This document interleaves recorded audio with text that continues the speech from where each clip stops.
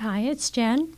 Right now I am recording from the studio recording room at work, and I just wanted to talk a little bit more about what I was talking about in my last video, where I was talking a little bit about my approach with storytelling and how important it is to have a core idea and to kind of be able to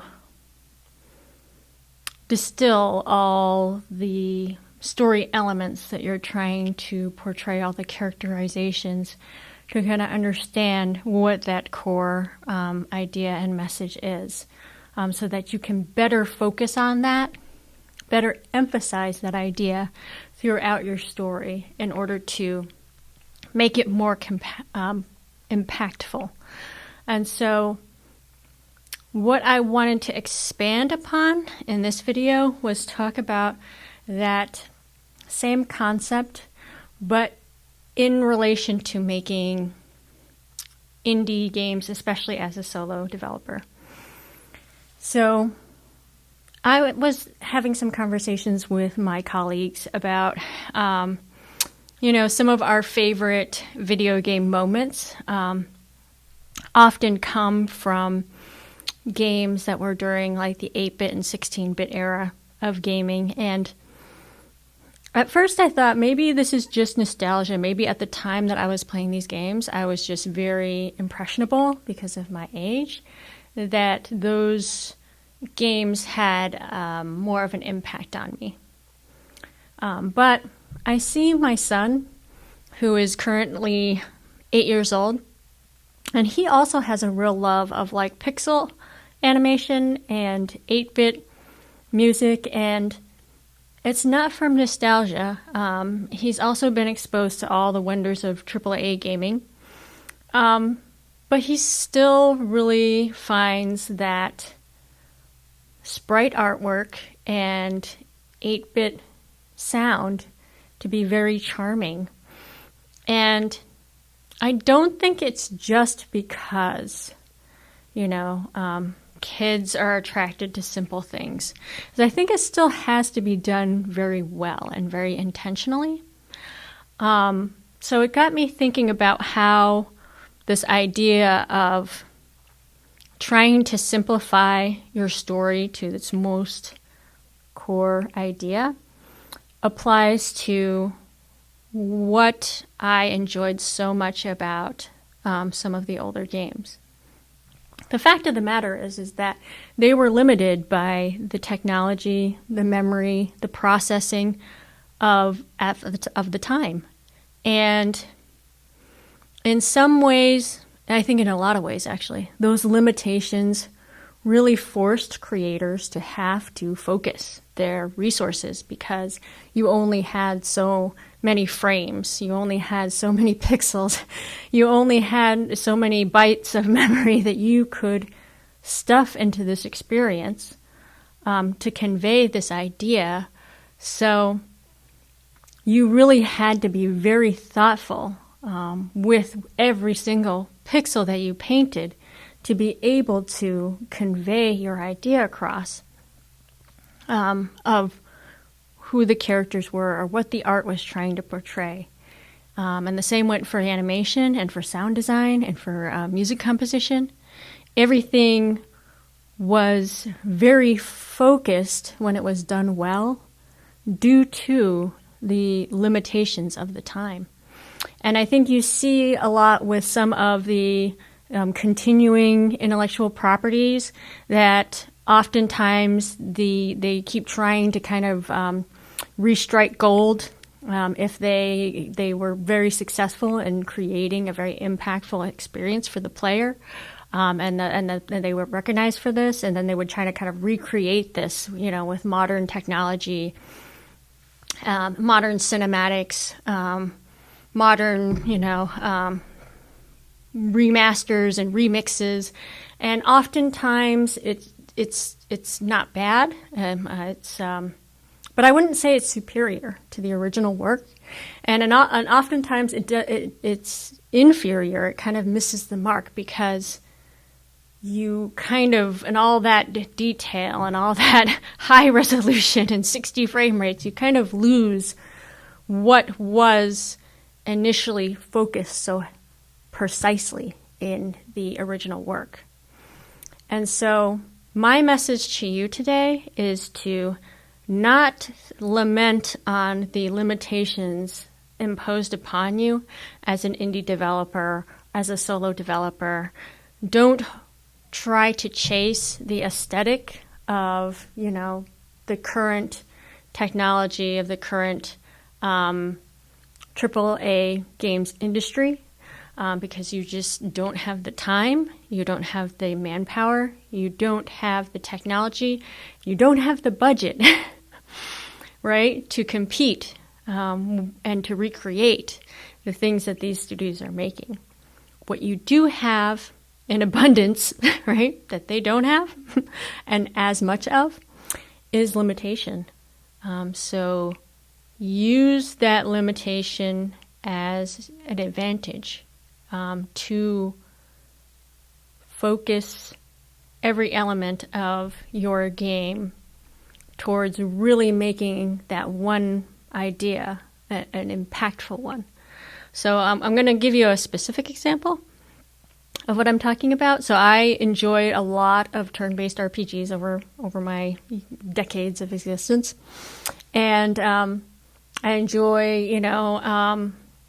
your standard role-playing, kind of like early Final Fantasy game series, and like tactical RPGs, and all of those stripes. And usually it was the stories and the characters that I was most attracted to. And some of the strategy of kind of like nurturing and growing these characters. But I wouldn't say the actual combat was something that I super enjoyed. Like, it was usually more of a grind, and I enjoyed like the outcome of kind of repetitively doing these battles to boost their stats and to find rare items and that sort of thing. But there wasn't a whole lot of instances in the many games that I've played where I was like invested in even a singular battle that might have been like the final battle, as opposed to the earlier Fire Emblem games, like for the Game Boy Advanced. I was invested in like every battle for the most part. And it had largely to do with how impactful the critical hits were in that game.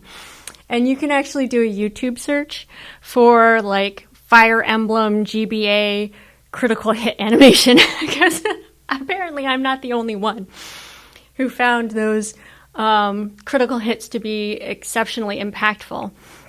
And it's not like the sprite artwork, and animation is like mind-blowing, but every single frame of animation, every single pixel on those sprites is just so well placed and so well timed. You have like these very strong, for being these little tiny little sprites, you have these very strong keyframe poses of their kind of wind up to do the attack. The attack is bam, it's over in an instant. And then you have a very strong keyframe of kind of like the after image of them, like having gone through with the attack. And then you have this like explosive sound effect. You have the damage telegraphed by seeing like rows of the life bar just like going down from that one hit as that sound effect of like is firing off. And you have the game mechanic also telling you that this is a big deal, because in that game, okay, it doesn't matter what level you are always susceptible to getting like that one hit crit,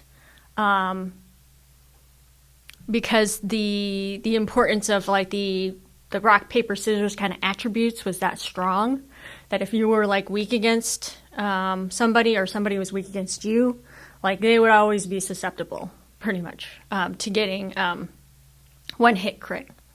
I don't know, maybe I didn't grind enough in that game, but I don't really remember there being opportunities to grind. And death is permanent. So you have these built-in game mechanics that a lot of people would probably look on the surface and be like, that's going to make combat like really frustrating, you know, that you can just get blindsided by this unit that's going to come across and like crit you. But that's what made the strategy and the placement of your units important.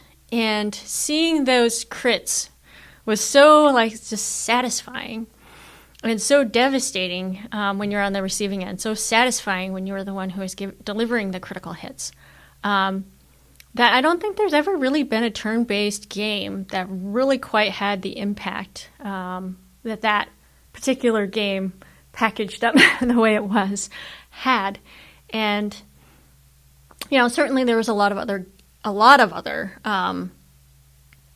tactical RPGs that were coming out at the same time. And maybe that's why, like, that particular example just really stood out to me, like, being just above the crop of all the other games. Even though what they were doing, it wasn't like it was, like, revolutionary as far as, like, its visual and sound presentation. It was just the way that it was done had this very focused impact that really made an impression on me that I think still holds up very well today. I think that if you look up the animations, and you understand the context of it, and you have an appreciation for animation and for timing, that you will still be impressed by what they were able to achieve, given the limitations they had, and perhaps due to the limitations that they have. Because honestly, I could crit somebody or get crit like hundreds of times, and I would never, if given the option, skip those sequences. Versus in a lot of modern day gaming, they can have the most beautiful sequence of animation on the planet. And if I see it for 100 times, I'm going to skip. I'm going to skip every moment that I have the chance to skip. Because it's almost like just too much, you know. It's just like, oh, okay, yeah, I see like the meteors like gathering from outer space and like pummeling down, and you know, and I lost a quarter of a health, and now I got to watch it like 5 more times, you know. Like it somehow, in that attempt to make like these super grandiose attacks, it loses impact somewhere, because the end result doesn't convey impact. The repetitiveness of it doesn't convey impact. The grandiosity of it doesn't create impact. I think that it was done just perfectly. The timing of it was done just perfectly in those older games, because it was a quick enough action that you could watch it 100 times and not be like, okay, you know, when's this over? But it was special enough from your standard attack that you're like, that's hype. That's cool. So, yeah, that's basically what I wanted to say in a nutshell, is that the advantages of being an indie and a solo dev is that you do have the ability to just focus all elements of your game. If you have a limitation, if you have an opportunity to cut a corner and you can do it in a stylistically flourished way, then it is no longer perceived as a limitation. It is perceived as a stylistic choice. And often these types of stylistic choices that are born of necessity, of scarcity of resources, whether that be manpower, whether that be memory size, or whatever it is, a lot of times these stylistic choices hold up better over the course of time. They are the ones that kind of persist as technology keeps advancing, and as visuals and everything else in games keeps on, like, the standards keep on increasing and increasing and increasing, and the budgets keep on increasing and increasing and increasing.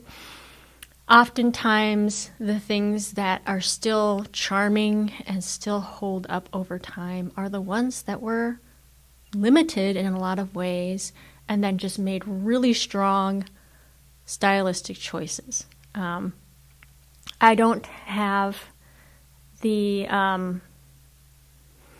I'm thinking that like maybe once a century, a true visionary is born, a genius visionary. And the chances of any one of us being that is pretty slim.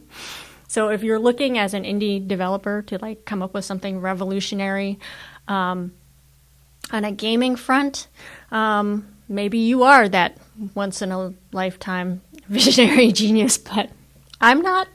And I don't think anything I have to say is particularly new, but I'm going to keep trying to focus my core ideas and present it in my own unique way and use my limitations as my stylistic choices as my strength.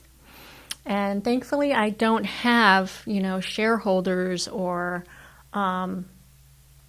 targets that I have to meet. I don't have to check off certain boxes to please certain demographics and to cater towards this or that. And I think that those who advise indie developers, solo developers to do so are missing a bit of a mark. I think you really have to use your limitations as your strength. And maybe that will not turn out to be the commercial and viral success. Maybe following whatever trends and algorithms will be the solution to that. But I think if you want to have an opportunity to make something that's going to really stand up, you've got to focus on that core idea and make everything as deliberate as possible. You don't have the time and the resources to waste on superficial flourishes. So that doesn't mean, I guess, like that visuals aren't important or that everybody should go after an 8-bit aesthetic. It just means what I said, like literally. Some of the most interesting things are created. Some of the most creative things are created out of necessity. So try to use your limitations to your strength and don't let yourself get held back by all the things that like the gaming industry concerned itself with. Keep going back to your core idea and emphasizing that core idea. And hopefully it's a good one. All right. Thanks very much for listening. Enjoy the process and take care. Bye.